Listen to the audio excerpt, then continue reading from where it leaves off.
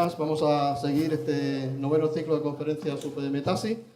Esta es la conferencia número 5. Tengo el placer de tener aquí con nosotros a don José María Marín, que es el presidente de Fibernet, junto con don Fernando Barbero, que es el departamento de I+D también de Fibernet, que nos van a dar una conferencia sobre protección de las comunicaciones críticas por fibra óptica. Como sabéis, pues la conferencia dura pues 1 hora y media más o menos. Tenemos luego tiempo para preguntas. Se está grabando a través del servicio del GATE, con lo cual pues vuestra presencia, como sabéis, pues se autoriza que se publique pues, el vídeo en internet. Y sin nada más, pues agradeciendo pues, a Fibernet que haya aceptado esta invitación, pues doy la palabra pues, a José María. Muchas gracias, José María. Sí. Vale, perdón. Buenos días a todos. Perdonar por el leve retraso que hemos tenido debido a la lluvia, en fin, no he encontrado muy bien cómo se llegaba a aparcar y demás. Vamos a hacer una exposición de lo que está sucediendo ahora mismo en el entorno de datos en cuanto a críticos para el uso profesional y para el traspaso masivo de información entre centros de datos y con líneas de comunicación de alta velocidad, ¿no? Nosotros, Fibernet es una empresa que empezó pues, hace pues, unos más de 16 años y que bueno, pues ha ido capturando cuota de mercado y que tiene pues, una presencia importante dentro del territorio nacional. Y estamos también presentes en otros países, de manera que bueno, pues hemos enfocado muy bien nuestro negocio para poder conseguir una cuota de mercado interesante en proyectos y en un mercado un poco especial, que es el mercado de centros de datos. En las comunicaciones de centros de datos son comunicaciones muy críticas que veremos ahora a continuación en las razones y que, bueno, pues no mucha gente consigue, digamos, empresas consiguen hacer desarrollos que sean aceptables para ese tipo de entornos. Nosotros empezamos hace, pues, como he dicho antes, unos 16 años y tenemos una cuota de mercado en España pues en torno, no sé, yo creo que en torno al 80%, que es bastante alto, ¿no? Siempre en comunicaciones críticas, de comunicaciones de centros de datos, de aplicaciones de backup de centros de datos, etcétera, ¿no? La cuota de mercado esta que tenemos en España no solo abarca también el centro de datos, sino también otro tipo de redes y otro tipo de entornos como redes universitarias y entornos MAN, entornos de comunidades autónomas, etcétera. De manera que llegamos a podemos decir que tenemos actualmente pues, como unos 20.000 canales conectados en el territorio nacional que están dando servicio pues, desde hace ya muchos años y que son pues, tecnologías muy orientadas a proyectos de disaster recovery, proyectos de backup, etcétera. Nuestro enfoque desde el principio fue este tipo de entornos donde la criticidad era un factor determinante, donde el conocimiento de las necesidades del cliente y del entorno eran también fundamentales, sobre todo porque se hablaba de un mismo lenguaje. Y ese lenguaje siempre estaba por en medio la palabra backup, la palabra contingencia, la palabra disaster recovery, en fin. Eran proyectos y son proyectos donde los datos son fundamentales y son parte del patrimonio y la riqueza que tiene esa empresa que quiere abordar un proyecto de este tipo. Es decir, una entidad bancaria, una entidad financiera, una compañía aseguradora, no podemos pensar que los datos los puede dejar que se pierdan, la criticidad de esos datos, la disponibilidad de esos datos y la integridad de esos datos son fundamentales, de manera que le debe interesar por concepto, normalmente debe interesar pues, que esos datos estén seguros, que exista una copia segura de esos datos, que mantenga un online de esos datos disponibilidad completa, etcétera, etcétera. Y de esa manera puede ofrecer un servicio a sus clientes. Cualquier caja de ahorros, cualquier entidad, normalmente puede ofrecer esos datos a sus clientes bajo el online rabioso que puede ser Internet. Pero además le puede garantizar que esos datos están seguros, que esos datos, por mucho que él pueda verlos, hay una comunicación segura extremo a extremo desde el centro de datos que tiene esta entidad hasta el cliente, de manera que sienta confianza por el uso del servicio. No puede pensarse que esos datos tienen en algún momento algún problema, no puede pensar que puede ser vistos por otros, no puede pensar en cualquier violación de estos principios, disponibilidad, seguridad e integridad de los datos. Siempre estamos hablando de las autopistas de las comunicaciones y siempre estamos repitiendo lo mismo, pero es verdad. Es decir, ahora mismo en algunas de las aplicaciones que ahora mismo están funcionando desde hace años en este país, pues podemos decir que tenemos una capacidad por pelo de fibra en torno a cerca de los 3 terabits por segundo, por pelo de fibra. Es decir, ¿eso qué significa? Pues que las comunicaciones entre centros de este tipo de perfil de clientes que he mencionado antes, pues son de mucha capacidad. Es decir, estamos rozando el estado del arte. Es decir, ahora mismo el transmitir 3 terabits por segundo, pues estamos hablando de canales no de 100 gigas, como es la tecnología que se está imponiendo con mayor fuerza cada vez en este tipo de entornos, sino canales tradicionales más de 10 gigas o de menos capacidad, pero muchos canales, mucha capacidad. En nuestra tecnología estamos abordando tecnologías de comunicaciones vía fibra, que son por multiplexación de longitud de onda, y eso permite que pueda meterse en la fibra muchísima capacidad. Vamos, imaginemos la multiplexación por multiplexación de longitud de onda. Vosotros que conocéis un poco las últimas tecnologías, estoy convencido, y ya lo habéis estudiado, pues está claro que la multiplexación por longitud de onda te permite la capacidad máxima que te puede dar cualquier canal.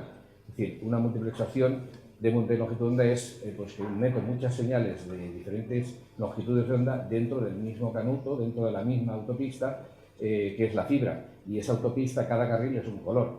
Es decir, yo puedo meter un sistema de comunicaciones convencional si hago que la transmisión de ese sistema sea un color específico, una longitud de onda. Y la fibra tiene una zona de transparencia, entre comillas, de esos colores muy plana, de muy bajas pérdidas, que permite meter un ancho espectral muy largo. De manera que yo tengo mucha capacidad potencialmente para meter en la fibra. De esa manera nosotros hemos hecho sistemas que son de los que más capacidad tienen en el mercado mundial. Estamos hablando pues en torno a las 250 longitudes de onda. Si sumáis un poco, hacéis los números, 250 longitudes de onda a 10 gigas, pues sale que no son 5 terabits por segundo. Es decir, que fácilmente podemos llegar a capacidades de transmisión muy altas, con una transparencia total y además con la facilidad que le da la fibra. Es decir, ahora mismo casi todos los sistemas de comunicaciones ya no usan cobre.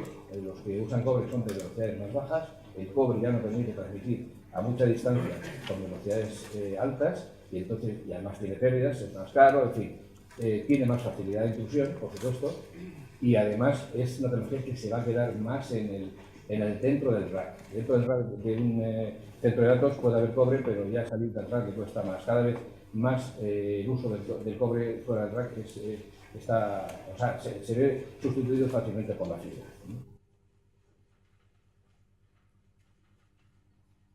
En estas conexiones de fibra que podemos ver, pues se han producido eventualmente diferentes necesidades y estamos acostumbrados a trabajar en diferentes entornos, en diferentes escenarios. La aplicación más típica con la cual empezamos pues, fue comunicaciones entre centros de datos. La aplicación final es el centro de datos pertenece a por ejemplo, una entidad bancaria o pertenece a una entidad de la administración, agencia tributaria, en fin. Cualquier entidad que tenga una cierta envergadura y muchos usuarios tiene que tener un centro de datos de cierta consideración. Entonces, esa entidad necesita tener a salvo los datos. Antiguamente lo que se hacía, pues se hacía un volcado de esos datos en cintas, se transportaba en camionetas casi diariamente, incluso diariamente en muchos de los casos, y se garantizaba que se tenía una copia de los datos en una bóveda, por si acaso ocurría un desastre en el centro principal y se podrían tirar de esos datos en algún momento. Eso ha ido dejando paso pues, a las comunicaciones de centros online que se tienen remotamente conectados y que se transmiten los datos hacia cintas que están en remoto y se está grabando ese dato en la cinta remota y se está haciendo una copia de ese dato en remoto de manera simultánea al mismo tiempo que se está, por ejemplo, produciendo en el entorno local. Entonces, esas aplicaciones han ido evolucionando y nosotros hemos estado en ese momento porque hemos facilitado mucho las conectividades, dado las capacidades que mencionaba antes, que los sistemas que fabricamos son capaces de transportar, ¿no? Entonces, pues un proyecto de una entidad bancaria podía empezar hace unos años en una transmisión con líneas de comunicaciones para mantener online o para mantener copia de los datos más rabiosamente necesarios para esa copia. Pero en paralelo pues hacía copias de backup y transportaba las cintas en furgonetas al otro centro. También evolucionó todo este sistema internamente, porque claro, todo esto son proyectos que requieren presupuestos altos, es decir, una entidad, aunque tenga una cierta capacidad económica, una entidad de este tipo, no cabe duda que repetir 2 centros de datos es un coste importante. Poner un centro de datos y otro en remoto, pues es un coste importante, aparte de toda la infraestructura, equipamiento, informática, en fin, y personal, por supuesto, ¿no? Entonces, son planteamientos de negocio que tiene que hacerse esa propia entidad. Cuando una entidad tiene que abordar que su patrimonio son los datos, o sea, pensemos un banco que tiene un desastre en uno de los centros, el centro principal, y no tiene réplica de sus datos, no tiene copia de sus datos. Ese banco no tiene, solamente le llegan facturas, no le puede llegar, no puede cobrar a nadie porque no tiene información de quién es el cliente que le tiene que pasar la factura o que tiene que hacer un paso de una letra, una hipoteca o lo que sea. No tiene información y entonces ha perdido el negocio. Es decir, fácilmente puede entrar en quiebra técnica una entidad de cierta envergadura si pasan 3 días y no tiene información disponible para poder trabajar con el negocio como normalmente lo hace. Entonces, el patrimonio, cada vez más la conciencia de que el patrimonio, la información es patrimonio de la empresa, patrimonio que tiene que proteger, pues ha calado. Entonces, yo recuerdo cuando, por ejemplo, el edificio Windsor, que si hace unos años miráis un poco de hemeroteca, te podéis ver que se prendió fuego completamente, pues había muchas entidades que tenían sus datos sin copia. Le ofrecimos a algunas de ellas la posibilidad de que hicieran copia, porque todavía funcionaban las líneas con nosotros, y bueno, pues hicimos el favor, pero realmente el que no hubiera hecho una copia de esos datos tenía un riesgo alto de perder parte del negocio o completamente el negocio. Entonces, poco a poco esa imagen fue calando en las empresas que no eran ya los bancos, sino empresas de menor tamaño, de menor volumen, que empezaron a concienciarse de que tenían que hacer una copia de sus datos. Incluso salían normativas y recomendaciones de la administración nuestra que tenían de obligatoriedad de mantener una copia de los datos. Y bueno, yo creo que ahora ya todo el mundo sabe que hacer un backup, aunque sea en casa, lo tiene que hacer. Es decir, y si no lo ha hecho, se echa las manos en la cabeza y dice, madre mía, ¿dónde tengo yo el fichero PDF que buscaba el otro día, ¿no? Entonces, bueno, pues esto forma parte de la misma costumbre que tenemos, de la misma tecnología que tenemos y parece, bueno, pues una cosa habitual, pero realmente tiene detrás una tecnología muy complicada, porque yo quiero mantener réplica de los datos, yo quiero mantener integridad de los datos y en muchos de los casos seguridad de los datos. Y esa seguridad no me queda más remedio que ir al cifrado en algunos casos y también a otras técnicas que estamos aplicando, que ahora os contaré. Entonces, como escenario principal de esa interconexión de centros de datos, nos encontramos con que los primeros usuarios que tenían estos requerimientos y que querían abordar estas tecnologías, pues eran, pues no sé, entidades bancarias, eran grandes administraciones, eran, pues no sé, comunidades que tenían su centro, o no sé, sus copias de datos de hospitales y demás, y tenían que hacer réplica. Entonces, ahí fuimos y tuvimos bastante buena recepción porque, bueno, pues comprendíamos muy bien su entorno, nos identificábamos con ellos y fácilmente los proyectos salían adelante.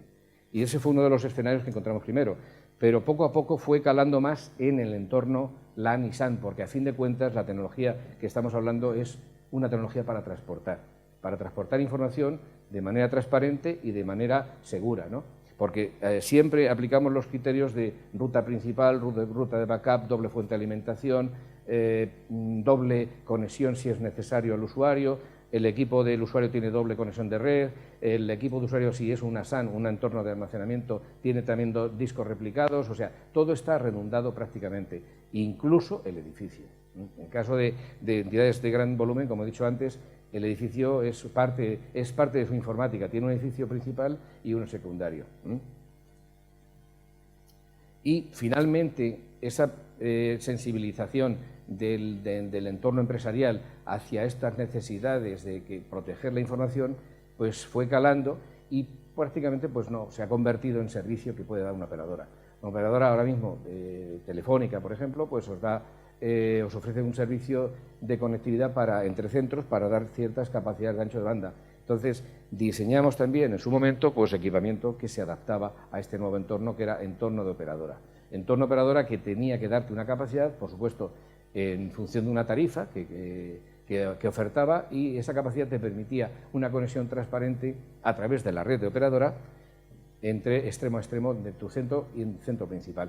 Pero no quedaba ahí todo, sino que además el centro secundario podría ser ofertado incluso por un tercer partner en la operación, que era una oferta de un centro de datos en alquiler.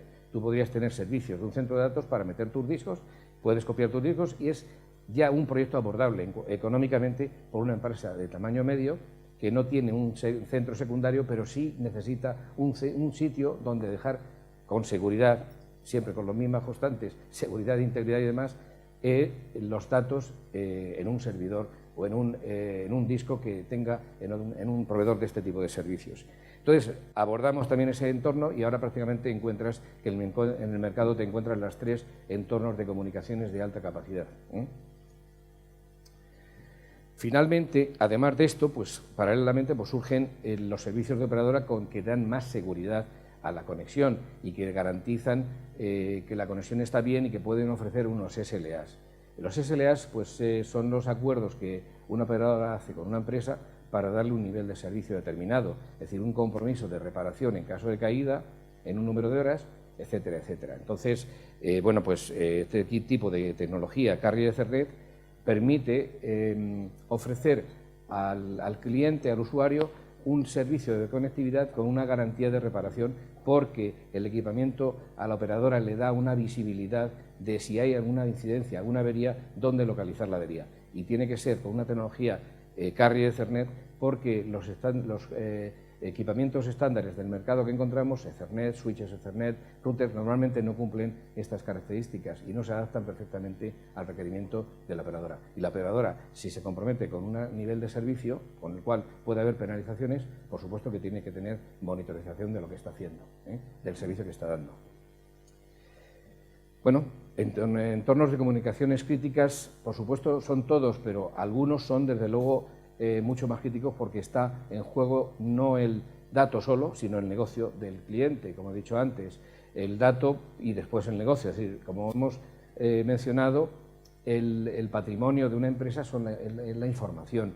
La información que tiene de sus clientes es la que le puede ofrecer a esa empresa el poder ofrecerle otro producto el mes que viene, que ha aparecido, el hacerle las nuevas anuncios de marketing que tiene previstos, y por tanto esa información tiene que estar protegida. Y las comunicaciones con esa información son críticas. Si yo dispongo de un centro principal y otro secundario, está claro que bueno, pues puedo tener una copia entre los centros de los datos, y me da mucha más garantía y tranquilidad de que el dato va a estar protegido, y en el otro centro, si es mío, mucho más. Si es ofrecido por un tercer o por un partner, pues también me puede dar, pero tengo que estar garantizando que hay unas comunicaciones críticas, que tengo una privacidad, por supuesto, aceptable para mí, y mis patrones de medida de esas comunicaciones deben de ser estándar. Es decir, nosotros en estos momentos estamos ofreciendo al mercado comunicaciones seguras con mecanismos de cifrado, pero también con mecanismos de protección, incluso de intrusión en la fibra, porque, como veremos ahora, la fibra puede ser objeto de intrusión como lo era el cable de cobre. Es decir, lo de pinchar el cobre es una frase conocida, pero ahora mismo pinchar la fibra también. Lo que ha ocurrido en la información esta, que fue pues pirateada hace unos meses, menos de un año creo que fue, en Europa, pues fue hecho en fibra. Es decir, la fibra fue pirateada, fue intruida por bueno, pues otros países, ¿no? Entonces, esa información pues hay que protegerla, pero si la cifras en un sentido, por supuesto, está protegida, pero también es bueno proteger el camino o la ruta por donde va, es decir, la fibra. La fibra se puede proteger y detectar la intrusión. Entonces, ahora os explico un poco más adelante la forma, pero de las comunicaciones seguras sobre fibra, por supuesto, los más sensibilizados eran centros grandes de datos, y como centro grande de datos están las grandes entidades que utilizaban, pues normalmente utilizan, a ver que no sé cómo va para atrás, pero, a ver, ahí, utilizan pues entornos mainframe. IBM es un fabricante tradicional que lo conocéis seguramente. Hay otros también que están dando están dando entornos de copia principal y backup seguros. Y bueno, pues menciono uno de ellos que es IBM. IBM tiene una tecnología llamada GDPS que lo que hace, para que os hagáis una idea muy sencilla, es que no solamente copia discos, sino copia entorno. O dicho de una manera más clara, el usuario que está accediendo a ese entorno no ve exactamente si se está trabajando contra un centro o con otro. Lo que está trabajando es contra una nube, que ahora se llama tanto, pero contra un entorno que es flexible, que se puede caer un centro y sigue funcionando, que puede caerse una máquina física, pero sin embargo sigue funcionando. Y eso es una tecnología muy depurada y muy evolucionada, que por supuesto solamente fabricantes de este nivel pues la están ofreciendo. Y no hay muchos más, o sea, hay parecidos y no hay muchos más, pero vamos, GDPS es una tecnología bastante desarrollada y la están utilizando casi todos los equipos grandes, todos los sistemas grandes de los grandes clientes que tienen volumen.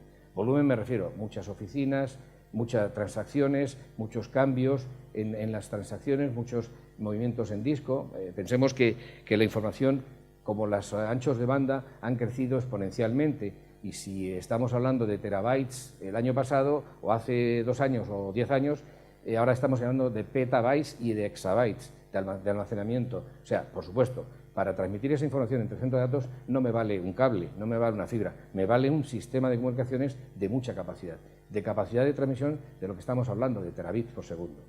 Por tanto, porque ¿en qué consiste exactamente un sistema de comunicaciones de este tipo? Pues consiste en que sea transparente la comunicación, que no haya un cuello de botella, porque no se trata de store and forward, no es almacenamiento de memoria y mando lo que pueda a través de la línea. Es información que va viajando como si fuera dentro de una sala de ordenadores. Es decir, que es continuación de la sala ordenador. Para un usuario de este tipo, lo que espera es tener una tecnología que le permita prolongar esa sala del ordenador hacia un edificio remoto que puede estar a 100 kilómetros. Y ese edificio remoto trabaja contra mi sala de ordenador como si fueran equipos que están en mi propia sala de ordenador.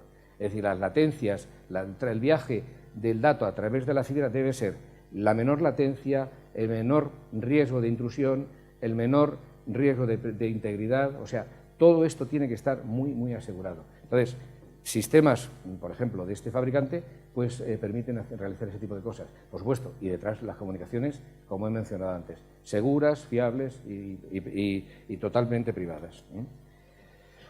Las tendencias de los centros de datos que han ido evolucionando y, bueno, pues cada vez van incorporando novedades, ¿no? Lo que estamos viendo, nosotros estamos presentes en la mayoría de centros de datos aquí en este país y en otros países, y hemos recogido bastante experiencia porque los usuarios, el cliente ya es un experto en tecnologías de centro de datos, el cliente sabe mucho y sabe lo que va incorporando y mira muchas ofertas, muchas tendencias y siempre se inclina hacia lo más conveniente y lo que garantice más su negocio, ¿no? Entonces estamos asistiendo pues que la tendencia en un centro de datos últimamente se basa prácticamente en que tu centro de datos no pueda parar, o sea, no tenga que parar. Y además no tenga que parar y no tenga criticidad por ello. Es decir, la criticidad en las paradas, siempre que se ha intervenido en un centro de datos, tradicionalmente se planificaba, se hacían intervenciones durante las ventanas previstas para ello, o sea, fines de semana, las tantas de la mañana, etcétera. Pero ha ido reduciéndose eso mucho más y ahora se planifica de manera diferente. La intervención no tiene un motivo detrás, el motivo es crecimiento. La intervención en un centro de datos es por crecimiento, no es por requerimiento de que tengo que poner un nuevo almacenamiento concreto que se ha adquirido, sino por crecimiento planificado en el año o planificado según los criterios que se tengan, pero no es por desarrollos específicos por proyectos. Es decir, el proyecto va aparte. Cuando se ha incorporado un proyecto es que ya se sabía que iba a ir ese proyecto y el crecimiento se ha hecho para ese y otros proyectos en el año. Y se hace de una manera planificada, por supuesto, pero las intervenciones son mínimas en un centro de datos. El centro de datos, cuando se construye ahora mismo, se construye con unas características muy especiales. Por ejemplo, pues el cableado ya está instalado. El cableado que se prevé que vaya a usarse en un centro de datos ya está instalado. La fibra que se pone es masiva, o sea, la cantidad de fibra son kilómetros y kilómetros de cable de fibra, que posiblemente no toda la fibra se vaya a usar, pero con ello se garantiza de que las intervenciones van a ser las mínimas, por tanto el impacto sobre el tiempo real o sobre la producción va a ser el mínimo y por lo tanto el tiempo de parada va a ser prácticamente cero. Y es lo que se mide, el tiempo de parada en un centro de datos.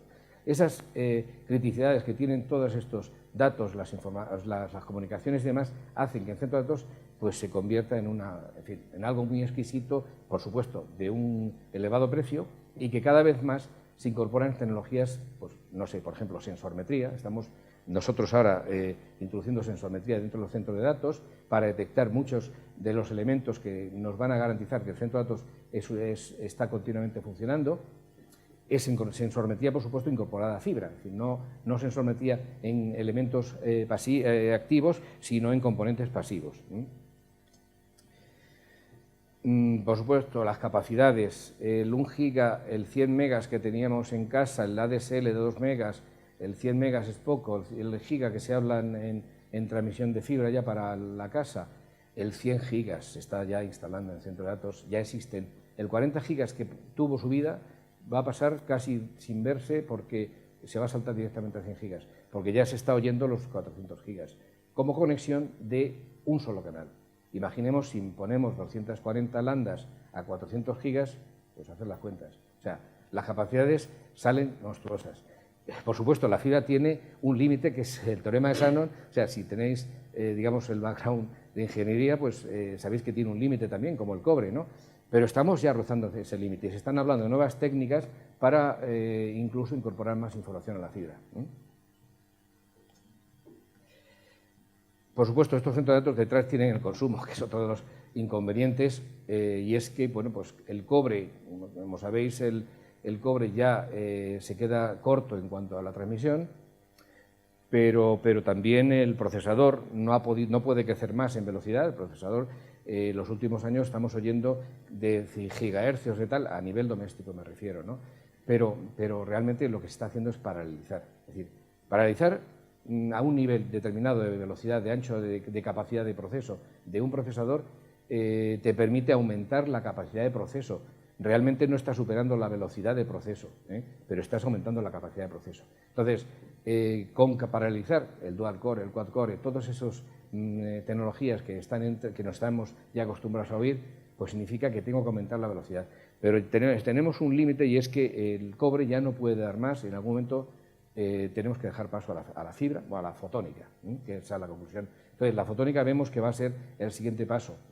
Se están hablando, y vosotros lo habréis oído también, de computación cuántica. Por supuesto que ese va a ser otra de las remolinos que tengamos en la tecnología en los próximos años, ¿no?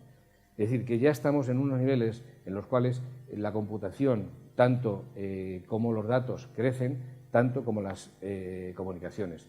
Y, bueno, pues estamos en ese punto ahora mismo.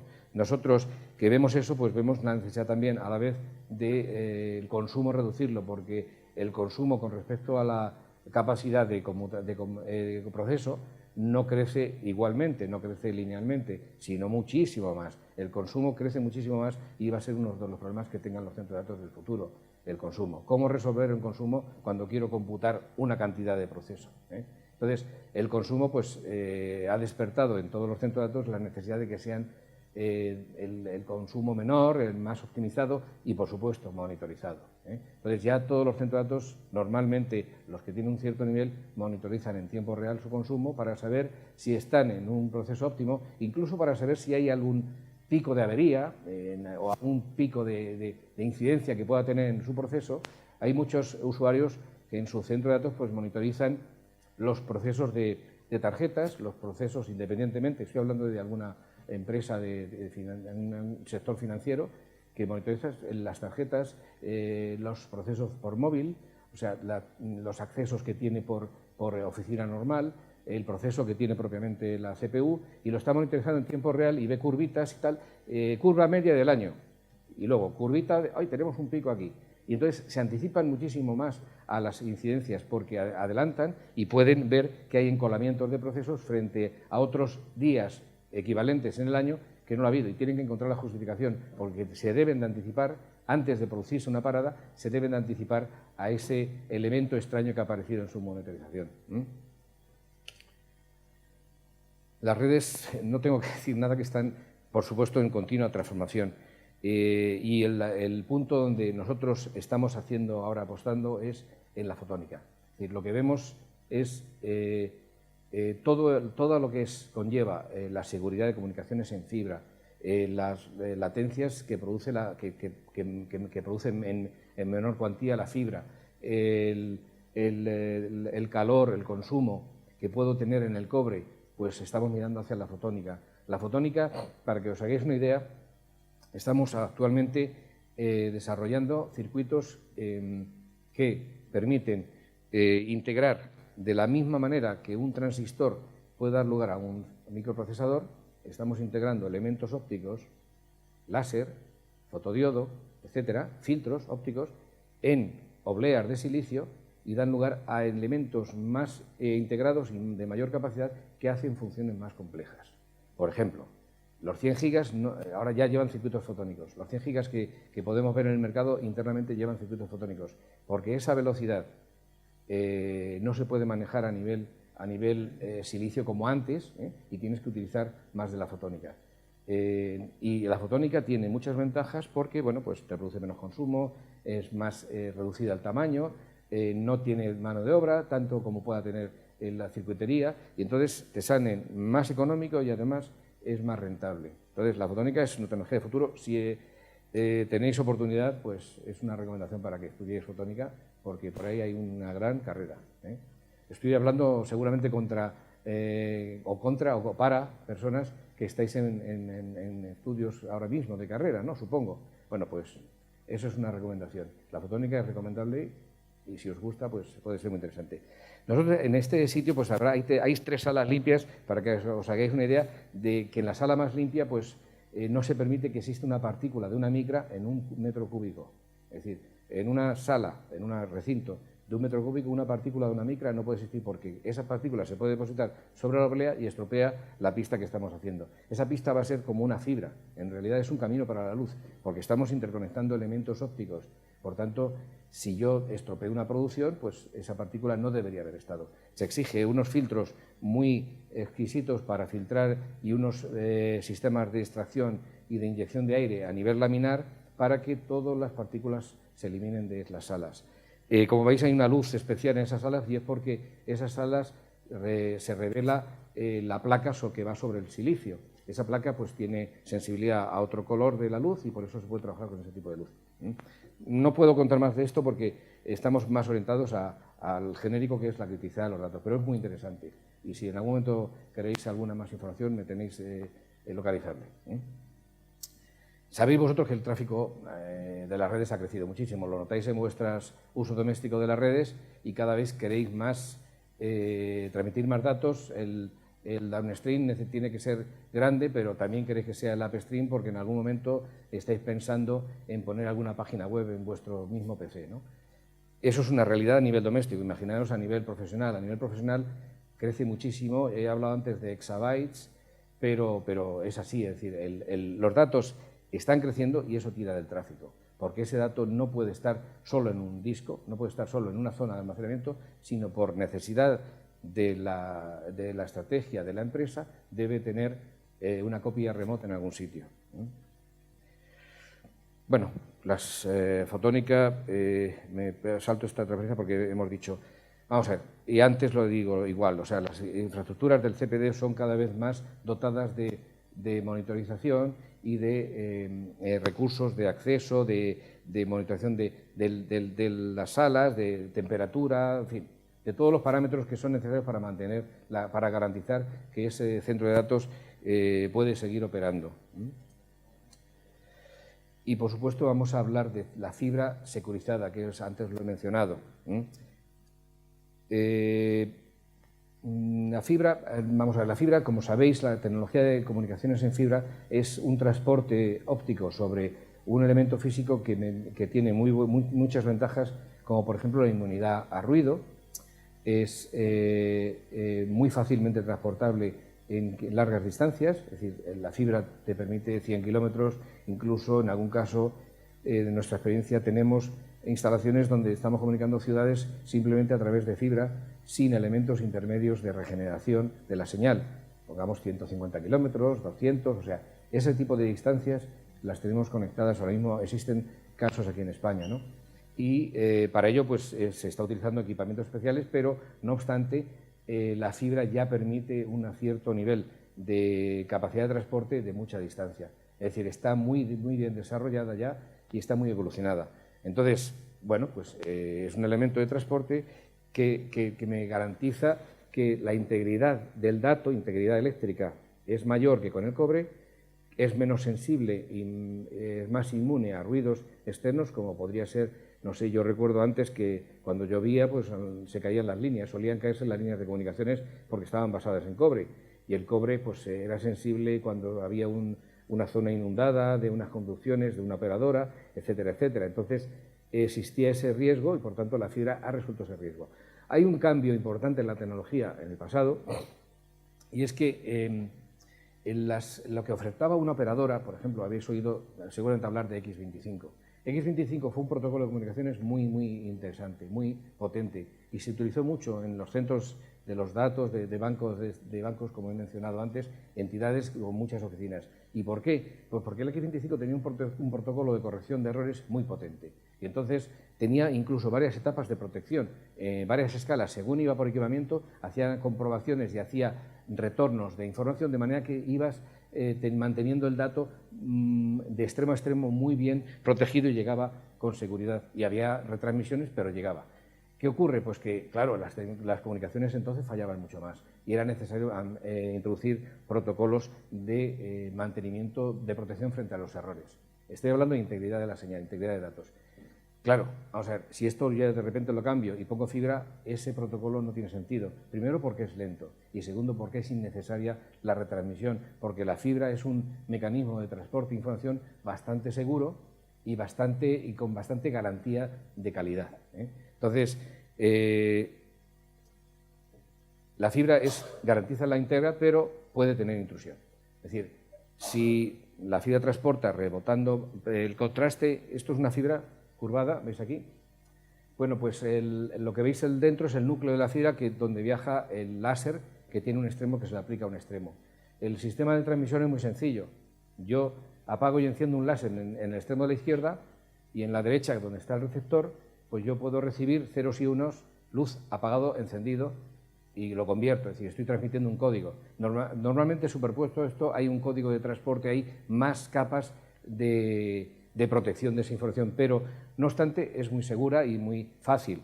Ahora, la fibra tiene esa comunicación porque, dado que está construida porque el índice de refracción del núcleo es diferente al índice de refracción del envolvente, se producen reflexiones internas y siempre el láser viaja dentro del núcleo, no sale. Ahora, salvo que lo doble. Es decir, la tecnología que existe en fibra te permite un cierto grado de curvatura de la fibra, pero superado ese grado de curvatura, la luz puede salir y puedes leerla. Entonces, la fibra tiene intrusión. Yo puedo doblar la fibra, puedo poner un receptor y recibo la señal, y los extremos no se enteran de que estoy metiéndome en su información, porque yo estoy recibiendo la información que está mandando el que envía, y el que recibe tiene un sistema de ganancia autovariable, de manera que yo aumento la ganancia en la amplificación de recepción para, cuando tengo un pequeño desnivel de la señal, corrijo y siempre mantengo un nivel óptimo de recepción. Y de esa manera el meter unas pequeñas pérdidas en esta curvatura en la fibra no lo detecta el extremo receptor. Por tanto, la fibra se puede intruir, se puede atacar. Es decir, lo mismo que el teléfono lo pinchabas y con un alfiler y sacabas la señal y ponías un auricular en paralelo y lo podías oír, esto lo puedes pinchar de esta manera y sacar información de la fibra. Nosotros hemos hecho un sistema para detectar este tipo de situaciones y es lo que hemos incorporado en algunos de los centros de datos, y ahora mismo pues la mayoría están usando este sistema de protección. ¿Qué incorpora? Detección de ese tipo de amenazas. ¿Y qué ocurre? Pues que reacciona según el cliente decide. ¿Meto por una ruta de backup o meto, no sé, decide el cliente? El sistema permite diferentes opciones, pero digamos que detectas que ha habido una manipulación extraña en la fibra y que, pues puedes protegerte ante eso, ¿no? Entonces, esto es un sistema muy sencillo, es sencillo en la concepción, es más complicado en la ejecución, pero es sencillo porque por lo menos tienes concepto de esto, de que puede haber intrusión. Estos mecanismos de sacar la información de la fibra que se hicieron sobre el cable, un cable submarino que pasaba por Inglaterra y que mencioné antes, de que conversaciones de, no sé, la presidenta alemana, en fin, se detectaron, se leyeron, pues fueron realizados a través de este sistema, ¿no? Si hubiera habido un sistema de protección, pues por lo menos se hubiera detectado, ¿no? Bueno, el caso es que estos son sistemas para proteger el transporte de los datos a través de las vías tradicionales de fibra. Normalmente la fibra tiene una cubierta, la cubierta es transparente a ese tipo de señal y deja pasar la luz. Pero normalmente la fibra tiene más protección, es decir, que no es tan fácil como lo he pintado, pero lo he pintado así para que lo vierais, ¿eh? Entonces, en tiempo real medimos esa capacidad, esa detección de intrusión, pero también la calidad de la fibra, puesto que si ha habido un envejecimiento de la fibra, pues también lo detectamos, ya que metemos los mecanismos para que esa fibra, que es el transporte, o sea, las autopistas de comunicación, tengan pues la raya pintada en medio, o sea, que tenga sus características iniciales de funcionamiento, que es lo que se le exige a un medio de transporte de esas características de tanta capacidad y tan transparentes para el usuario, ¿no? Manipulación de la fibra también, la localización del punto donde se ha producido esa manipulación también se puede detectar. Y, bueno, pues una continuación del estado de las rutas, si hay varias rutas, etcétera, etcétera. Bueno, y después pasamos a la confidencialidad de la información. Podemos meter cifrado en cada uno de los canales, pero estos son sistemas que pueden producir, digamos, un coste extra que a lo mejor no está contemplado, pero nosotros estamos introduciendo cifrado en muchos canales críticos para este tipo de comunicaciones. El cifrado lo que hace ya, pues hablaremos un poco después del cifrado, pero lo que hace pues es dejar la información inaccesible para el que pueda captarla, no pueda leerla, ¿no? De manera que, bueno, pues el cifrado puede ser para voz, para datos, para Fiber Channel, para protocolo Ethernet, para cualquier protocolo, ¿eh?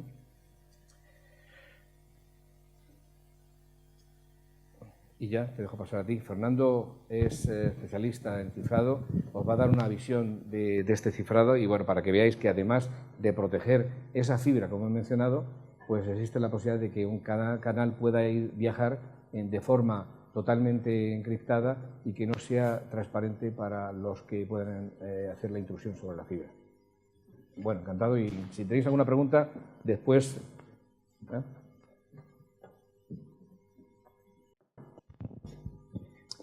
Bueno, buenos días. Pues después de esta panorámica general que nos ha dado José María Marín, os voy a comentar un poco más en detalle lo que es el cifrado, lo que estamos manejando en cuanto a cifrado de las comunicaciones por fibra óptica. Entonces, voy a comentar un poco en general el por qué cifrar los enlaces ópticos, después me meteré un poco con un sistema concreto y después pues comentar un poco en qué se traduce eso en productos en una compañía como la nuestra, para que tengáis una visión un poco más tangible. Entonces, ¿por qué cifrar los enlaces? Bueno, esto es un poco lo que acaba de comentar José María. En principio, la gente tiende a pensar que la fibra es más segura que una comunicación puramente eléctrica, sea por cable o sea por medio radiado, ¿no? Especialmente, pues, estamos acostumbrados hoy, por ejemplo, que han entrado en la wifi del vecino, etcétera, porque, bueno, puede haber fallos de protección y ahí basta con tener una antena y tener medios para acercarse y espiar. Pero las fibras también pueden ser pinchadas. Pueden ser pinchadas fundamentalmente de dos formas. La primera, la más burda, es instalando lo que es un splitter, que divide la señal óptica en dos caminos, de forma que sin llegar a meter una atenuación que se salga del margen que ha previsto el instalador de ese sistema de comunicaciones, no le rompe el sistema, nosotros extraemos parte de la señal y podemos observar qué comunicación va por ahí. Ese, de hecho, es el mecanismo más típico. Pero también se puede hacer, como comentaba José María, sin llegar a cortar lo que es la fibra. Esto es lo mismo que os ha comentado él. Simplemente con una doblez en la fibra se puede escapar suficiente luz y con equipos que pueden estar incluso hechos a partir de equipos comerciales que tienen aplicación en el campo de la instrumentación, del test. Realmente, por ejemplo, ese tipo de equipo que está puesto ahí, pues se suele utilizar para que instaladores hablen entre sí pinchando la fibra. O están operando en campo y quieren hacer determinados cambios en las instalaciones y a través de la fibra pueden comunicarse pinchando de esta manera sin llegar a cortarla. Entonces, no es algo de ciencia ficción, sino que existen dispositivos a un coste no muy excesivo que podrían llegar a dar lugar a esos otros dispositivos de escucha.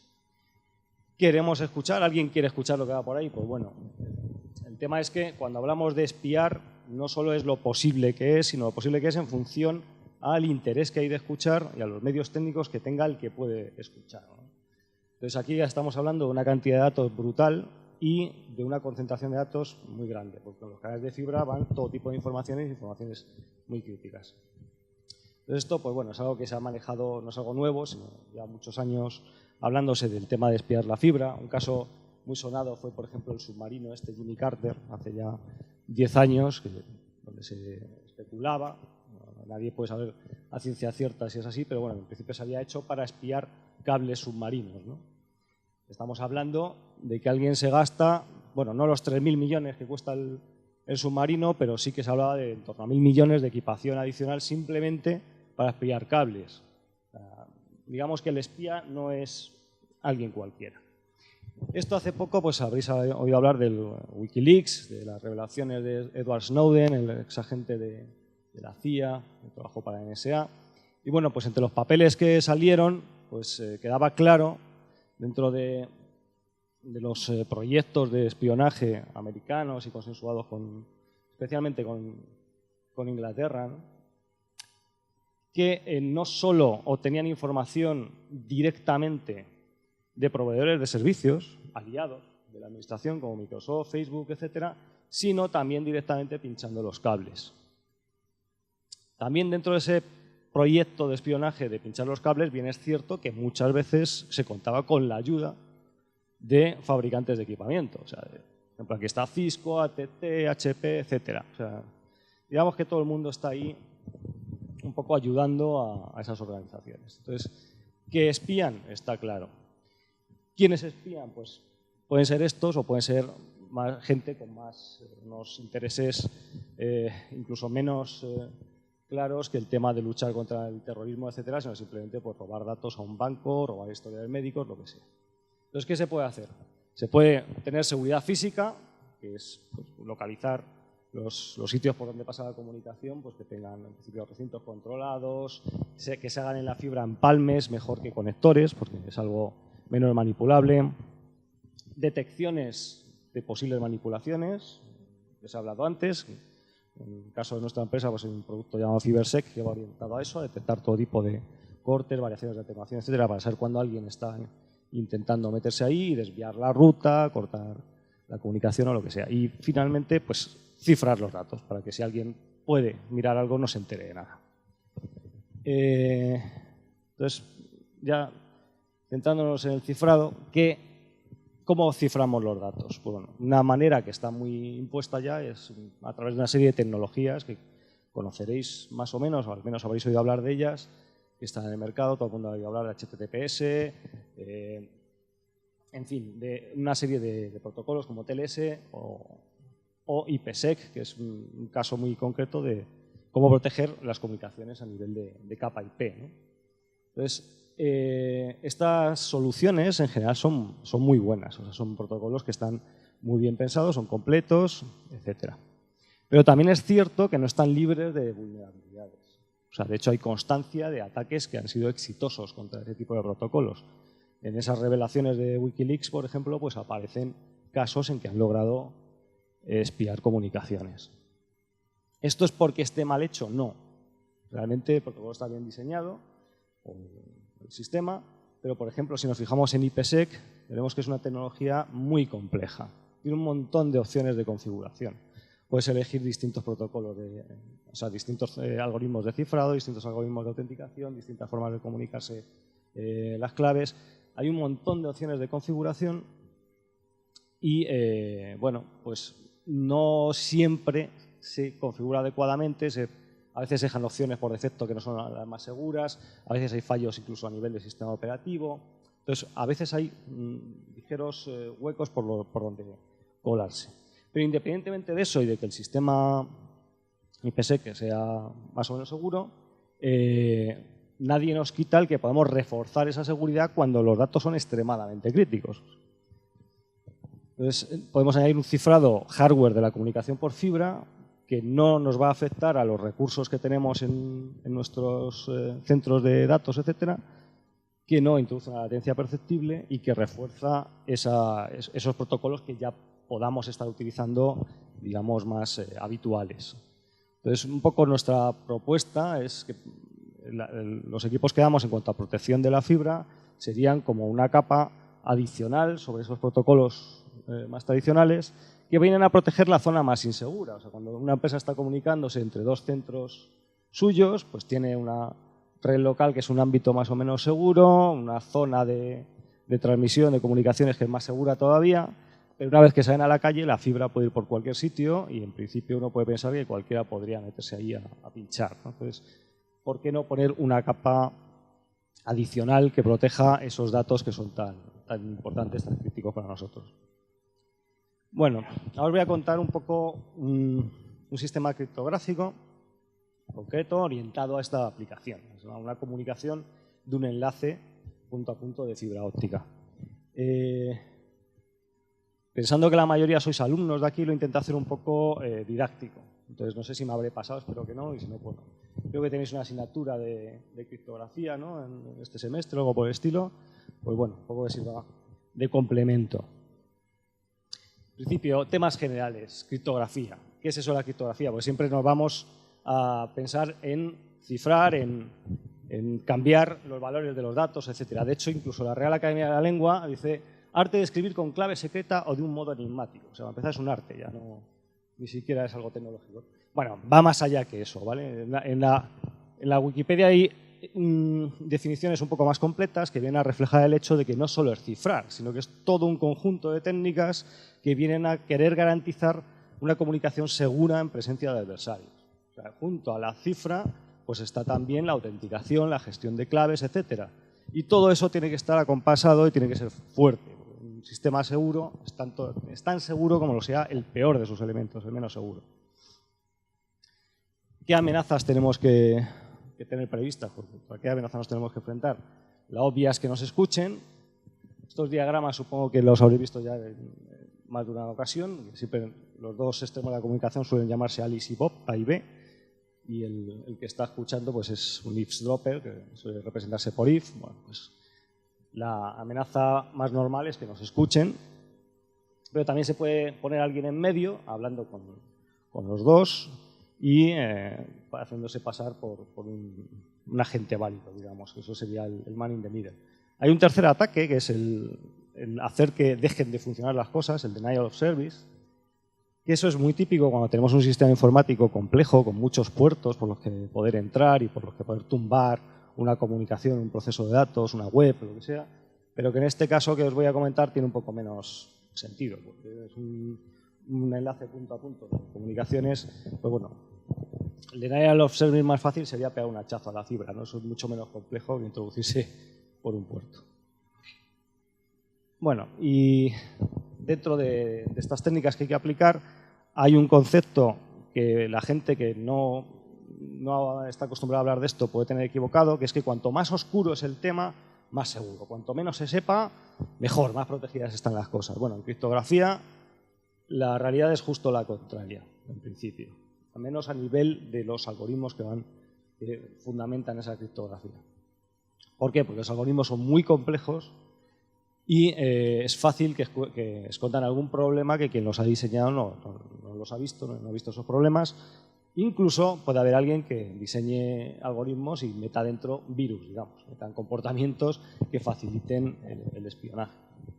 Entonces, hay un principio muy importante en criptografía, que es el principio de Kerckhoffs, que es que la seguridad de un sistema criptográfico debe basarse en la custodia, en la confidencialidad de las claves, no en cuán oscuro sea el sistema. Entonces, por eso todos los sistemas criptográficos normalmente se basan en estándares, que hay dos organizaciones ahí muy importantes, que son el NIST americano y el Red Engineering Task Force, que es el que publica todas las RFCs de Internet, que también tiene muchas dedicadas a seguridad. Bueno, entonces ahora os comento un poco sobre nuestro cifrado. Se trata de una solución hardware en capas de enlace. Las capas de comunicaciones trabajan de enlace y ha aplicado a diversos protocolos. Para empezar, tenemos una comunicación de fibra, alta velocidad. ¿Qué algoritmo de las dos grandes familias de algoritmos que tenemos de cifrado, cuál utilizamos? ¿Algoritmo simétrico o asimétrico? Esa es la primera decisión, ¿no? Bueno, en el simétrico sabéis que se utiliza la misma clave para cifrar que para descifrar. En el asimétrico hay una clave pública que cifra y una clave privada que descifra. Bueno, en principio el asimétrico es atractivo porque es muy potente y además es una gran ventaja respecto a la clave, al tema de gestión de claves, porque la única clave que está en más de un sitio es pública. No hay ningún inconveniente en que la vea todo el mundo. Pero tiene un problema y es que es demasiado lento para comunicaciones de alta velocidad. Es muy pesado. Entonces, típicamente todo lo que es encriptado, cifrado de alta velocidad utiliza algoritmos simétricos. Entonces, obviamente, como nosotros vamos a ir a velocidades de gigabits por segundo, normalmente, pues la elección lógica es el cifrado simétrico. Dentro del cifrado simétrico, lo más típico es utilizar cifradores de bloque. Bueno, son muy conocidos, han ido sucediéndose el DES, el triple DES y actualmente el AES. Un cifrador de bloque quiere decir que trabajas un bloque de tamaño fijo de datos, le pasas un bloque de datos en claro y te da un bloque de datos cifrado. El AES, por ejemplo, pues trabaja con un bloque de 128 bits, que son, en realidad lo organiza como 4 por 4 bytes. Y sobre esos bloques opera con una clave que el estándar define que puede ser de 3 tamaños diferentes, 198, 192 o 256 bits. Bueno, ¿qué hace para cifrar? Pues básicamente marea descomunalmente los datos. Primero lo sustituye, tiene una tabla y dice, bueno, pues a tal byte le corresponde tal otro, lo que se llama una S-box. Después empieza a desplazar filas de esa cuadrícula, unas las desplaza más, otras las desplaza menos. Después por columnas hace combinaciones lineales de los elementos, generando nuevos elementos con ellas. Y luego, en un último paso, pues lo mezcla con la clave. Una operación muy básica, para permitir que se pueda hacer rápidamente, en este caso es una XOR, pues lo que hace es mezclar con la clave esos datos que ya ha mareado. Realmente no es con la clave esta que definimos aquí, sino que es como con una especie de subclave, es lo que se llama un scheduling de claves que genera diversas claves que se van utilizando durante el proceso. ¿Por qué diversas? Pues porque esto que os comentaba, el AES lo realiza un cierto número de veces o rondas. En concreto, por ejemplo, un AES con una clave de 256 bits, pues hace 14 rondas de ese mareo de datos, ¿no? En cada una aplica una subclave de esas. Entonces, en conjunto, lo que se logra es algo que en su día Shannon pues, definió en un paper como difusión y confusión. Pues, bueno, en principio, los parámetros estadísticos de la entrada que puedan estar más o menos definidos, pues los distribuye entre un número de datos muy grande, de forma que, por ejemplo, un pequeño cambio, mínimo cambio de un bit en la entrada produce que la salida no se parezca a nada. Y además también la clave afecta de una forma muy complicada a la salida. Eso, que es un proceso bastante complicado, hay que implementarlo, si queremos hacer rápido, en hardware. Entonces, ¿qué facilidades podemos tener a la hora de implementarlo en hardware? Pues primero, que varias de esas etapas se pueden combinar entre sí, no hay por qué hacerlo una a una. Y segundo, que se puede utilizar la técnica del pipeline.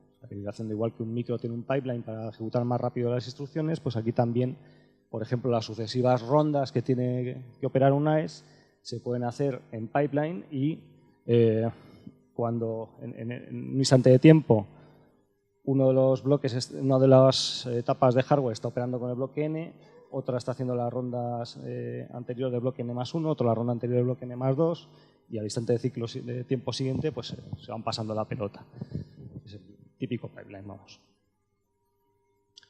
Entonces, aparte de esto tenemos un problema y es que estos cifradores de bloque, dado un bloque de entrada en claro y una clave, siempre producen el mismo bloque de salida. Eso es algo que no nos interesa. Más en concreto, si pensamos que, por ejemplo, una comunicación típica de IP, Internet, pues hay muchas veces datos que se repiten. Entonces podríamos estar dando lugar a varias veces el mismo dato cifrado cuando el dato en claro se esté repitiendo, lo cual da pistas de qué es lo que va por ahí, ¿no? Entonces, ese funcionamiento lo que se hace es complicarlo de forma que eso no ocurra. Es lo que se llama modos de operación de los cifradores de bloque. Entonces, el modo de operación básico, que es el Electronic Codebook, es el no modo, es el simplemente operar el cifrador de bloque tal cual. Pero se definen de una forma estándar, en NIST tiene publicados todos estos modos, otros modos de operación. Por ejemplo, el modo CBC lo que hace es que tú cifras un texto en claro y con la salida, con el texto cifrado, lo mezclas con el siguiente texto en claro. Hay una realimentación, de forma que cada bloque cifrado, aunque estos textos en claro sean el mismo, el texto cifrado es diferente. El modo CBC se utiliza mucho, utiliza IPsec, que es una de las opciones que tiene, se utiliza también a veces en discos, en fin, es un modo muy potente y común, pero tiene un inconveniente para comunicaciones a muy alta velocidad, y es esta realimentación de aquí, que hace que el esquema de utilizar pipeline se nos desmorone.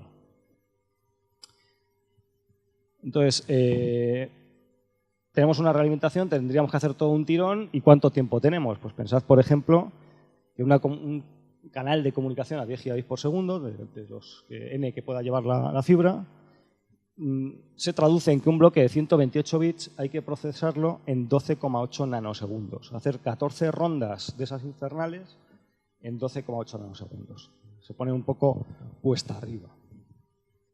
Entonces, ante eso se definen otros modos, el más común, el CTR, que evitan ese problema.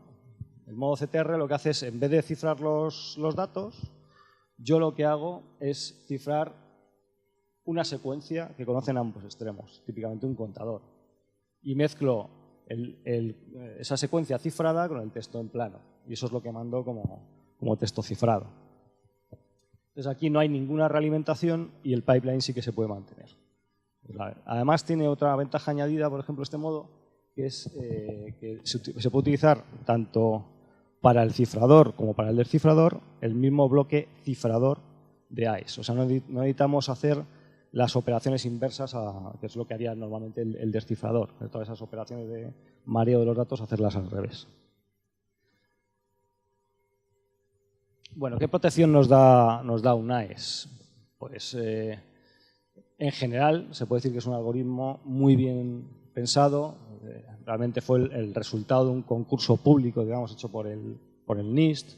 Después se presentaron bastantes candidatos, se eligió uno como el mejor y está súper analizado y es un algoritmo de referencia para cifrar datos a alta velocidad. O sea, en general es muy potente. Ahora, dentro de eso, pues como nos da 3 opciones de 3 posibles tamaños de clave, pues más protección tendremos en principio cuanto más larga sea la clave. Entonces, por ejemplo, nosotros en nuestros sistemas hemos escogido la clave de 256 bits, que es la más larga. ¿Qué significa eso? Pues aquí puedo hacerse la idea de números, pues 2 elevado a 256, que es el número de combinaciones que existen en la clave, es como 10 elevado a 77 combinaciones, mientras que el que nos toque a cualquiera, la lotería primitiva, es solamente una posibilidad entre 10 elevado a 8. O que un ordenador a 10 gigahercios, ahora mismo no es que haya mucho por ahí, trabajando de forma que pudiese comprobar si una combinación de la clave es correcta o no, en cada ciclo de reloj, tardaría muchísimas veces más que la vida del universo en probar todas las claves. O sea, bueno, tenemos este ordenador tardaría 10 a 59 años, el universo lleva existiendo, según los físicos, más o menos 10 a 9. O sea, es una diferencia brutal. Es decir, la protección que otorga es tremenda en cuanto a análisis por fuerza bruta, ¿no? Por otra parte, ¿queremos mantener esa clave siempre igual? Pues bueno, aunque en principio parece imposible romperla, pues los enlaces van a estar funcionando mucho tiempo, pueden estar años activos, la cantidad de datos es muy grande, hay mucha información que podría analizar un atacante circulando por ahí. Hay otras consideraciones, por ejemplo, el modo CTR, pues para que sea seguro, esa secuencia que se transmite no puede repetirse con la misma clave, ninguno de los valores de la secuencia. Entonces, según lo que estemos utilizando para esa secuencia, que a lo mejor puede no ser tan grande como ese número de bits, pues podría ser interesante renovar la clave cada cierto tiempo. Entonces es típico que en todos estos sistemas la clave no se mantenga continua, la clave que cifra los datos de la comunicación propiamente dicho, sino que se cambie cada cierto tiempo. Eso es lo que se llama un mecanismo de intercambio o de negociación de claves. Es un mecanismo por el cual los dos entes de la comunicación se transmiten no claves, aunque el término es un poco confuso, porque el intercambio de claves parece que es que la clave va a circular por el canal. Lo que se transmite es información que da lugar a que ambos extremos puedan generar un mismo valor, que es el que se va a utilizar como clave. De esos mecanismos, el más conocido, el más utilizado, perfectamente estandarizado, es el Diffie-Hellman. Está estandarizado por el NIST y también está dentro, por ejemplo, del uso del protocolo IKE de Internet. Entonces, ¿cómo funciona esto? Pues bueno, cada uno de los extremos genera lo que se llaman dos claves. Estas claves sí que se intercambian, pero no son las claves que van a proteger los datos. Genera dos valores que se denominan claves.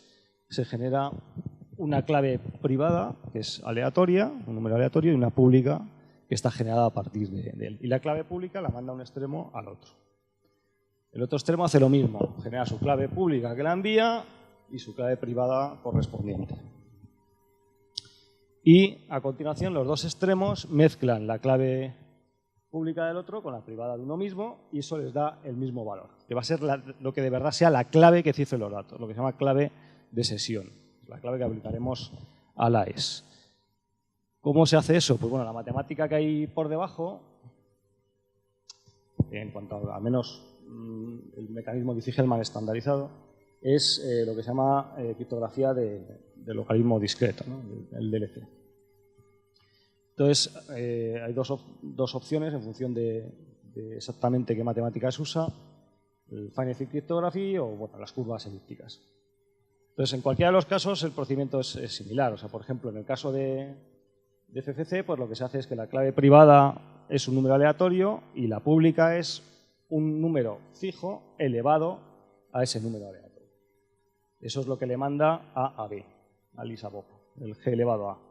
Bob hace lo mismo. Bob genera su clave privada B y le manda a Alice G elevado a B. Entonces, los dos hacen la mezcla de elevar el número que reciben a su número privado. Y uno hace G elevado a B elevado a A y otro G elevado a elevado a B. Eso es igual matemáticamente y los dos han llegado al mismo valor, pero metiendo en el canal un número que no da ninguna pista de cuál va a ser ese resultado final. A partir de G elevado a o a partir de G elevado a B es imposible determinar cuánto vale G elevado a B elevado a o G elevado a elevado a B.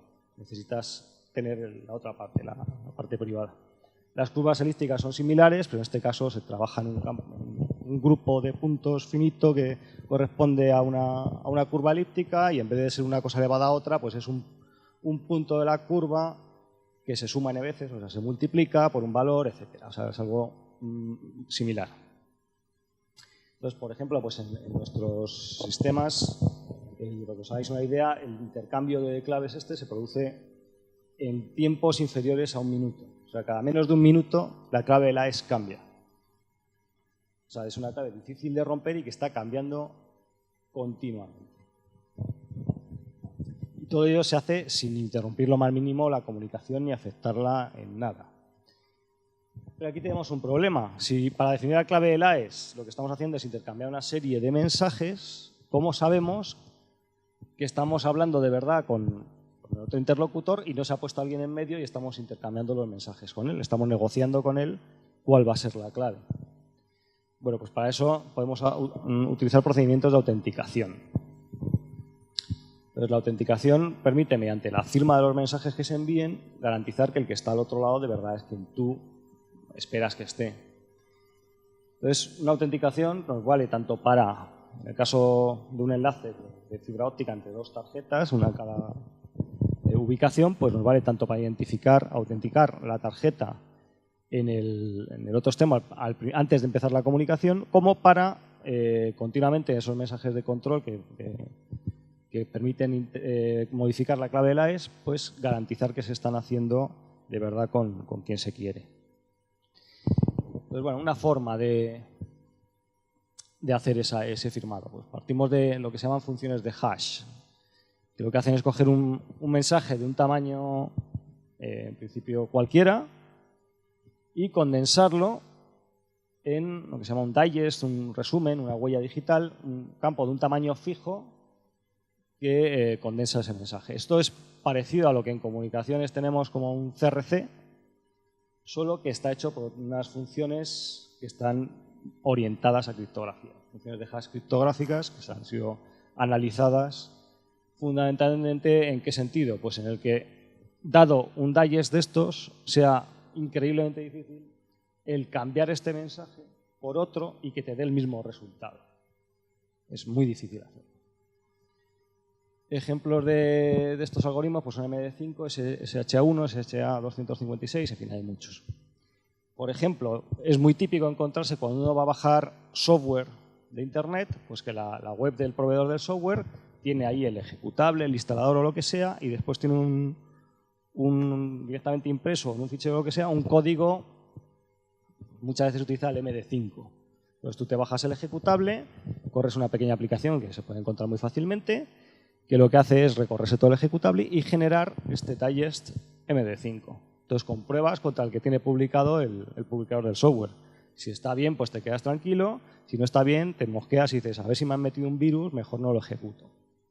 O sea, permite este mecanismo de firma de hash, permite garantizar la integridad de los datos. Nadie ha tocado esos datos.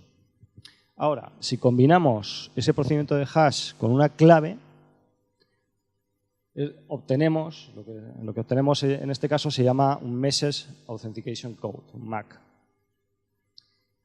Esto no se hace metiendo la clave aquí directamente, tal cual y ya está, sino que hay también una forma concreta de hacerlo. La más conocida es el algoritmo HMAC. Itera sobre lo que es el algoritmo de hashing para mezclar ambas cosas, mensaje y clave. Entonces, cuando tenemos esta MAC, podemos saber no solo que los datos no han sido tocados, sino que podemos saber si los ha mandado quien debe mandarlos. ¿Cómo? Bueno, pues muy fácil. Alice calcula la MAC y la envía junto con el mensaje. Y Bob calcula la MAC y al recibir el mensaje y comprueba que su MAC sea la misma que ha enviado Alice. Entonces, de esa forma, solamente la persona que tiene la clave va a poder generar la MAC correspondiente. Garantizas que el mensaje ha sido emitido por quien debe ser. Además de esto, bueno, en general, pues al mensaje en sí, con los datos de utilidad, pues se le pueden añadir otras cosas que permitan una cierta diversificación y otros controles sobre mensajes de control, ¿no? O de datos en general. Por ejemplo, se pueden meter números de secuencia para evitar ataques de replay, que te vuelvan a mandar mensajes antiguos, se pueden meter números aleatorios para diversificar, etcétera. Y todo eso puede incorporarse a estas firmas. Entonces, pues por ejemplo, nosotros para este tipo de control pues hemos seleccionado algoritmos más de última generación y muy potentes. El HMAC es prácticamente por mayoría el más usado con diferencia. Y después, en cuanto a hashing, pues bueno, hay un poco de todo. Se utiliza todavía bastante el SHA1. Tenemos ahí ya la familia SHA3 que está a punto de entrar, pero está publicada en modo draft. Y pues luego está la familia SHA2, de la cual pues el 256 es un buen ejemplo, ¿no? Tiene pues una salida de 256 bits y es bastante potente. Luego, independientemente de todos estos mecanismos de intercambio de claves, del hashing, lo que queráis, al final la percepción externa de alguien que maneja el sistema es que quiere proteger una comunicación en base a una cierta contraseña. Hay sistemas que se basan en criptografía de sistemas de clave pública, de infraestructura de clave pública, digamos, pero también hay sistemas que se basan en una clave predistribuida o precompartida. Es un caso también muy típico. En ese caso, pues tú configuras el equipo, en este caso los equipos que hay a ambos lados de una línea de fibra óptica, les configuras cada uno con una clave y solamente si tienen la misma clave van a comunicarse. Bueno, entonces el usuario pues usa las típicas casillas para meter la clave. Al usuario típicamente se le dice que, por favor, que meta al menos tantas letras, que si los dígitos, que si caracteres raros, que si bla, bla, bla, todo lo que queráis, pero al final, por muy hábil que sea el humano, no nos podemos fiar en absoluto de lo potente que sea la clave que meta. Entonces, para reforzar esa clave hay dos mecanismos que siempre se utilizan, que son lo que se llama stretching y salting. El stretching, que lo que hace es complicar esa clave, o sea, la clave se utiliza no es tal cual la que mete el usuario, sino que empieza a dar unas vueltas ahí a una serie de transformaciones y son unas transformaciones que a propósito se hace que tarden un cierto tiempo mínimo, o sea, que no sea algo demasiado rápido. ¿Por qué? Porque fundamentalmente aquí lo que buscas es defenderte de un ataque de diccionario, o sea, que una máquina empieza a meter ahí claves como loca y al final dé con la buena. Entonces le tiene que costar un cierto tiempo cada prueba que haga. Entonces el stretching permite pues dos cosas: transformar la clave en algo mucho más aleatorio, por así decirlo, y enlentecer el proceso. Y el salting además mezcla ese proceso con números aleatorios para hacerlo todavía más complicado. Bueno, entonces, más o menos esos son un poco los conceptos generales utilizados para este caso particular que estamos comentando, de un enlace punto a punto, de datos a muy alta velocidad, etcétera, técnicas que se pueden utilizar. Y pues nuestra empresa, ¿qué soluciones tiene en este sentido? Pues hagáis una idea de qué estamos hablando. Pues el concepto es este, o sea, el cliente tiene dos ubicaciones, quiere comunicar ambas ubicaciones y tiene datos en claro en ambos puntos. En claro, respecto a este cifrado. Obviamente esos datos en claro pueden llevar realmente cifrado IPsec o lo que sea. Y nosotros lo que hacemos es proteger la comunicación entre los bastidores que llevan las tarjetas de comunicación en ambos extremos. Entonces nuestro producto actual pues es una serie de tarjetas que van a ir a parar a esos bastidores. Por ejemplo, pues esto de aquí es una tarjeta enracable que procesa un flujo Ethernet de 10 gigabits por segundo. Entonces tiene por un lado un conector donde puede enchufarse un tipo de módulos que se llaman SFP+, que es un conversor electro-óptico. O sea, simplemente tú por ahí entras con una fibra en un modulito de este tamaño, lo insertas y tiene unos conectores eléctricos que van a parar al procesador donde se cifra, etc. Y por el otro lado, por algo similar, pero bueno, la interfaz es diferente porque está en la parte trasera de los bastidores. Normalmente eso va luego, pues, por ejemplo, a combinarse mediante WDM con otras comunicaciones de una misma fibra. Entonces, con una de estas tarjetas pues puedes sintonizar, de hecho, en distintos canales de la banda C o de la banda L que se utilizan para DWDM, que es el compartimento denso de lambdas, y enviarlo al otro extremo. Entonces, digamos que los datos entran por delante, se cifran y salen por detrás y viceversa. Igual que esto, pues tenemos otro modelo para 1 giga, otro modelo para ocasiones en las que se quiere tener multiplexados distintos servicios. Entonces, este, por ejemplo, pues permite multiplexar servicios de Ethernet y Fiber Channel, que es el protocolo que se utiliza para redes de almacenamiento de discos. Entonces, todos esos protocolos pueden ir cifrados. Y en resumen, pues el enfoque es darle al cliente algo que tenga la máxima transparencia y la mínima latencia, o sea, que no perciba que tiene un sistema ahí descifrado, a no ser, salvo por el hecho de que en algún momento ha tenido que configurar la clave en ambos extremos y luego pueda realmente olvidarse. O sea, que es algo que la latencia sea realmente imperceptible y que no afecte en nada a las tramas de datos que están circulando desde su transmisor a su receptor. ¿Ya? Todo esto en varios protocolos, con cifrado potente AES-256, con autenticación extremo a extremo, cambiando la clave muy frecuentemente sin afectar en nada la comunicación y con una gestión del cliente para manejar las claves. Esa es la propuesta que tenemos nosotros en lo que hemos estado trabajando fundamentalmente. Por encima de esto, pues tenemos en marcha otros desarrollos, etcétera, pero más o menos que os hagáis una idea el tipo de de cifrado que pueda aplicarse sobre este tipo de comunicaciones. Y bueno, pues nada más.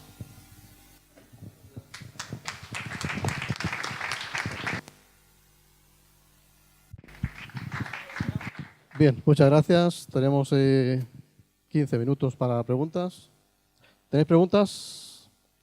¿Preguntas por ahí alguna? Sí.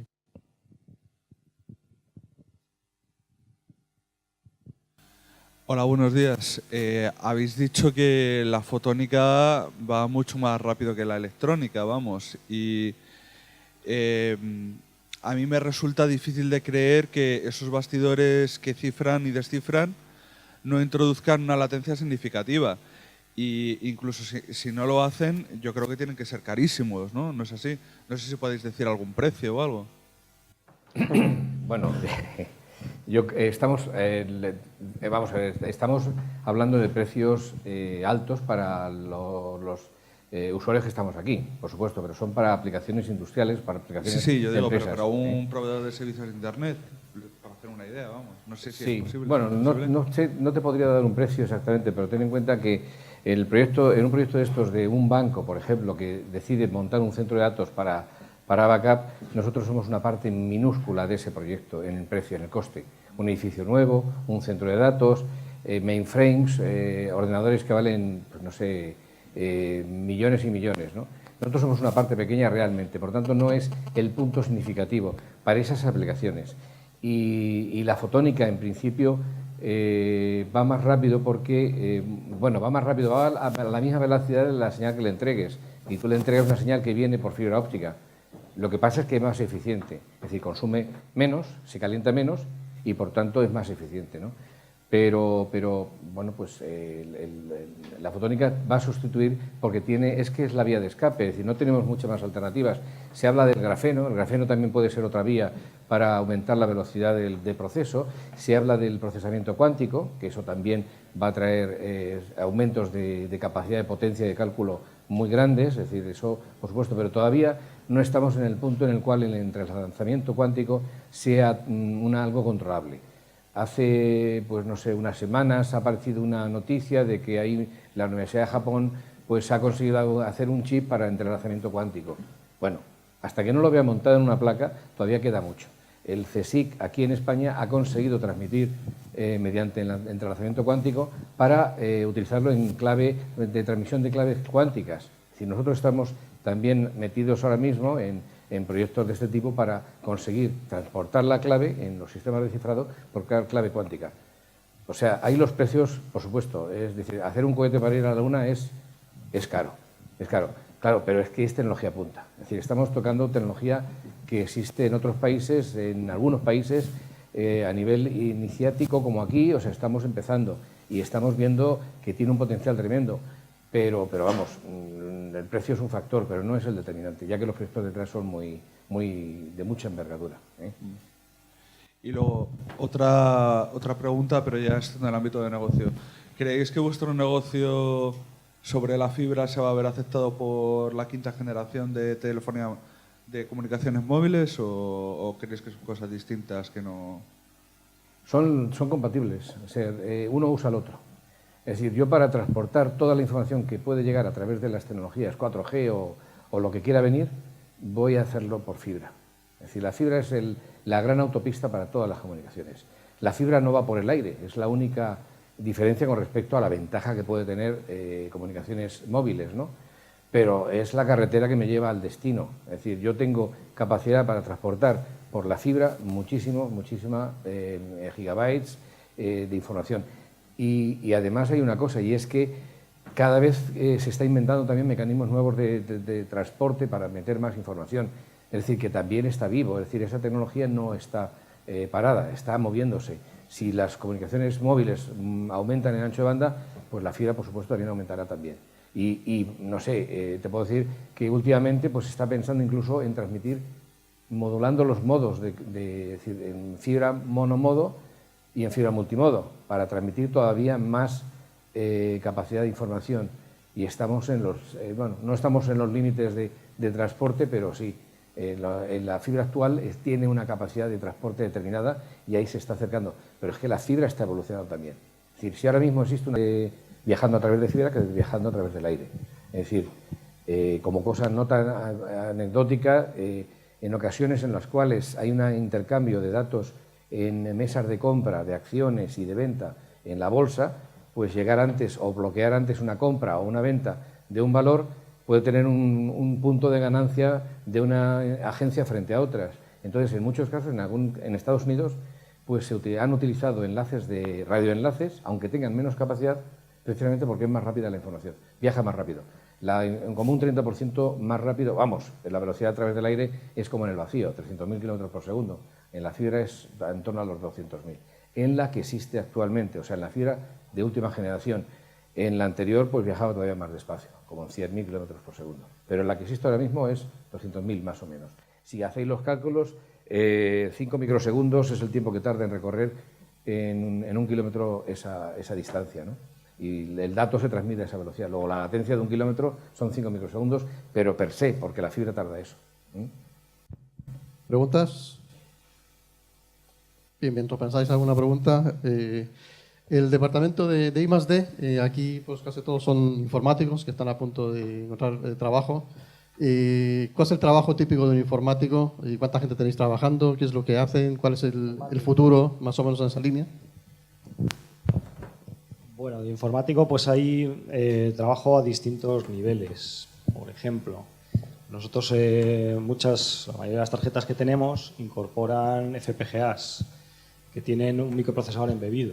Entonces hay gente dedicada a programar sobre ese procesador embebido, es el software de bajo nivel, ¿no? Que típicamente se realiza en C, pues con sistemas operativos en tiempo real muy pequeñito, un sistema operativo muy pequeño normalmente. Luego, pues en el otro extremo, pues está el tema de gestión de los equipos, interfaces gráficos para acceder remotamente, por ejemplo, a una gestión de las diferentes tarjetas, bastidores, etcétera, donde nos vamos también en cuanto a herramienta al extremo opuesto, nos pasamos típicamente a Java. Entre medias, pues hay también tarjetas, por ejemplo, que tienen una funcionalidad mayor de control, que equipan sistemas operativos embebidos, pero más potentes. Ya puede ser un Linux, por ejemplo, con X, etcétera. Y ahí, pues bueno, hay que hacer también pues, una programación, pues también típicamente sería en C. En fin, para una empresa como la nuestra, que un poco ataca el producto completo, pues tenemos el software, se traduce en todas esas facetas. Y de hecho la gente, pues muchas veces se mueve de una a otra, o sea, se observa que hay interés por trabajar en ambos tipos de campo, ¿no? De más bajo nivel o más alto nivel. Gracias. ¿Preguntas? ¿Alguna pregunta más por allí? ¿Tenéis? Bueno, si no tenéis preguntas, solamente una más. Mientras pensáis alguna, a José María. El nuevo esquema de Nacional de Seguridad, donde una de las partes de las infraestructuras críticas son las comunicaciones, ¿ha influido algo en vuestro negocio, en vuestras perspectivas, en qué tipo de calidad de producto debéis sacar al mercado, o eso viene regido por estándares internacionales? Vamos a ver, yo creo que nosotros nos movemos de manera un poquito independiente en relación a ese tipo de cosas, porque es el mercado el que tira de nosotros. Es decir, nosotros, por supuesto, seguimos muy de cerca todos los anuncios que se hacen y tal, pero realmente yo creo que los anuncios son más dirigidos hacia el despliegue de medios para que llegue para la sociedad informatizada, para que llegue todo tipo de alternativa de uso de infraestructura de comunicaciones, que llegue, porque es parte de la riqueza que puede tener un país. Cuanto más comunicado esté, mejor funciona ese país, ¿no? Tanto en carreteras como si es en comunicaciones de las que estamos hablando, ¿no? Entonces, nosotros, por supuesto, estamos de cerca y hemos participado en concursos con la administración y tal, y lo mantenemos siempre al tanto, pero realmente quien tira de nosotros es el que nos hace mirar hacia la última tecnología y mirar hacia lo último para desarrollar cosas nuevas y ser competitivos, es el mercado. El mercado no mira, vamos a ver, pensemos un momento que Fibernet es una empresa la habéis oído a lo mejor por primera vez vosotros. No somos ni unas fabricante de comunicaciones como puede ser un Cisco, puede ser un IBM o puede ser, en fin, ya marcas conocidas que están en el mercado. Pero no obstante, estamos presentes en los centros de datos donde no hay otras empresas españolas. Es decir, dentro de lo que es el núcleo del centro de datos están los mainframes, fabricantes de discos, y ahí puedes ver marcas Hitachi, MC2, IBM, etcétera, etcétera. Y marcas nacionales, por desgracia, no. Y nosotros estamos porque tiran de ahí. Y ojalá hubiera más marcas nacionales, porque realmente la tecnología, o sea, ojalá y siguiera por ese camino, que la sociedad pide más y pide más. Nosotros estamos en lo primero que se va haciendo y después pues viene pues las conexiones. El Fiber to the Home, por ejemplo, que está entrando muy fuertemente estos últimos años en España, pues nosotros hemos estado en un principio presentes mirándolos y lo estamos convirtiendo en Fiber to the Office, no to the Home, porque to the Home tiene unos requerimientos que, por ejemplo, donde el cifrado no cuenta. Y pensemos que el Fiber to the Home es una forma de transmisión donde el cifrado, o sea, tú puedes estar viendo lo que se está transmitiendo a los demás. Es decir, es multicast. Es decir, es de un punto hacia todos los demás y los demás pueden estar viendo la información que llega a los otros. En un entorno de empresas eso no se puede permitir. Por tanto, le añadimos la capa de cifrado. Es decir, que estamos un poco diferente. Pero no obstante, ojalá y la evolución a nosotros nos ayudará muchísimo, desde luego. Vale, muchas gracias. ¿Alguna pregunta más para terminar? ¿Alguien tiene alguna pregunta? ¿No? ¿Nadie quiere trabajar en Fibernet de momento? ¿No? ¿No hay preguntas de verdad? No, pues nada, pues muchísimas gracias por esta presentación. Gracias. Gracias. Gracias. Gracias.